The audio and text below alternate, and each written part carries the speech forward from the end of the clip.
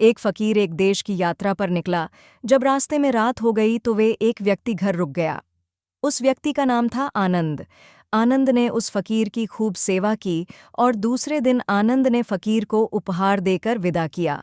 वह फकीर आनंद की सेवा से बहुत खुश हो गया और दुआएं देने लगा कि हे भगवान, आनंद को हमेशा खुश रखना और वह हमेशा दिन प्रतिदिन आगे बढ़ता ही रहे। इस बात पर आनंद हंसने लगा और फकीर से आनंद बोला, हे फकीर, जो है वह भी अब नहीं रहने वाला। इस बात पर फकीर आनंद की तरफ देखता ही रहा और वहां से आगे चला गया। कुछ साल बाद फिर फकीर आनंद के घर आया और देखा सारा धन और सारी संपत्ति सब कुछ चला गया है।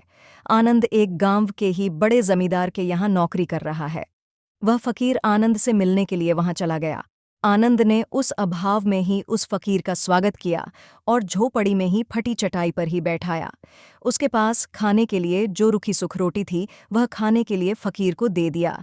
जब फकीर वहां से जाने लगा तो उसके आंख में आंसू था और फकीर कहने लगा, हे भगवान, तुमने यह क्या किया? तो आनंद फिर हंसा और कहने लगाया, अरे फकीर, तू क्यों दुखी हो रहा है? ईश्वर हमें जिस हाल में भी रखें, हमें हमेशा खुश रहना चाहिए, उसे धन्यवाद देना चाहिए। समय सदा बदलता रहता है और इतना ही नहीं, यह भी नहीं रहने वाला है। इस पर फकीर सोचने लगा कि मैं तो केवल वेश से ही फकीर हूँ, लेकिन सच्चा फकीर तो तुम हो आनंद। कुछ साल बाद फकीर फिर से यात्रा पर निकला और आनंद से मिला और देखा तो देखता ही रह गया, क्योंकि सब कुछ बदल चुका था। आनंद अब जमींदारों का जमींदार बन चुका था। उसे मालूम हुआ आनंद जिस जमींदार के यहाँ नौकरी कर रहा था उसकी कोई संतान नहीं थी और अपनी सारी संपत्ति और जायदाद आनंद को दे दी। फकीर बहुत खुश हो गया और आनंद से कहा, अच्छा हुआ वह जमाना गुजर गया, भगवान करे अब तुम ऐसा ही बना रहो। यह सुनकर आनंद फिर हंसने लगा और कहने लगा, फकीर, अभी भी तेरी नादानी बनी हुई है। फकीर ने फिर आनंद से पूछा, क्या यह भी नहीं रहने वाला? तो आनंद ने उत्तर दिया, हाँ, या तो यह चला जाएगा या फिर इसको अपना मानने वाला ही चला जाएगा।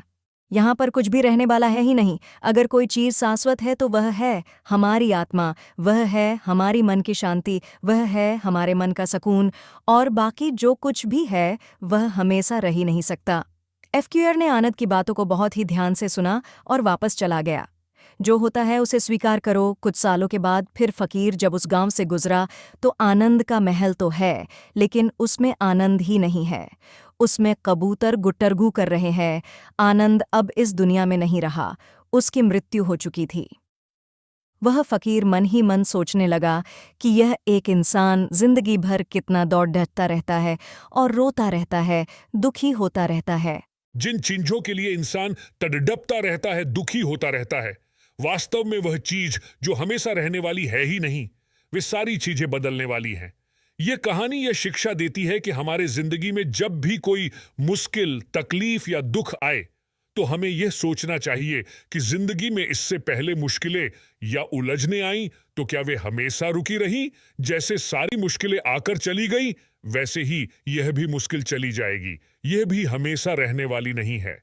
तो आप हमेशा याद रखिए कि जिंदगी में कितना भी बड़ा दुहक क्यों ना हो, वह हमेशा रहने वाली नहीं है। ये दुहक भी चले जाएंगे।